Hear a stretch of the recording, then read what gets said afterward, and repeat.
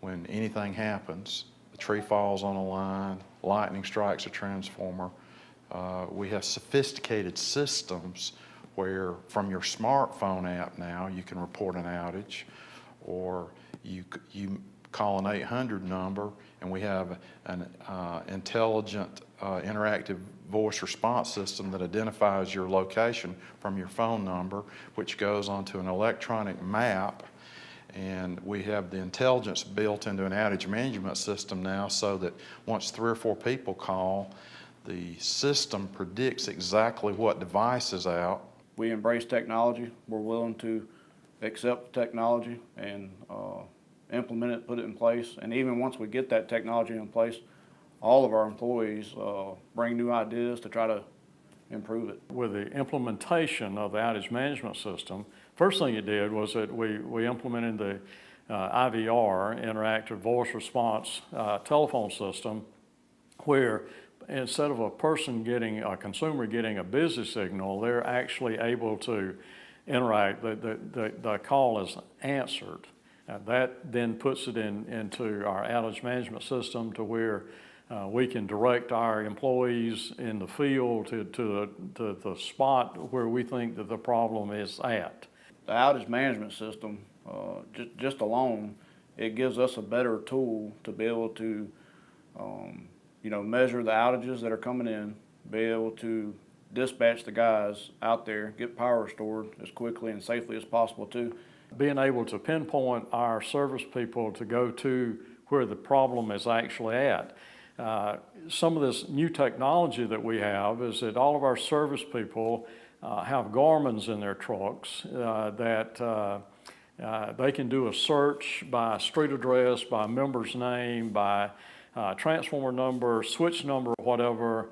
And if we have that in our system, our digital maps are overlaid that Garmin map, it will give them driving directions from where they're at to where they need to go to. Right now, we don't have the SCADA system and OMS linking together, but eventually, long term is let those link together, so that way the SCADA system knows when we have a breaker open the substation. We know we have an outage before a member even calls. We're able to integrate that over to our outage management system. So that way we're able to dispatch crews to start looking for the problem and restore power before a member actually even calls in. We try to stay prepared and stay ahead of the game here in emergency management by working as a partner with all of our providers and service organizations. When we activate our Emergency Operations Center, we do have representatives from law enforcement, fire departments, volunteer fire departments. We have our local road and bridge. We have state highway department. We have state troopers. We also have representatives from your local utility providers. Jesse Ingram comes down. He brings his laptop. He is on top of outages as they occur. He can watch the Wiregrass website or their homepage. Whatever access he has, he knows of outages that are occurring, where they're occurring, and he also knows the workload of his shifts that he's got out working on disasters as they occur. We have someone from all of our organizations, and we all work together to respond to the disasters, to recover from the disasters, and then to mitigate for future.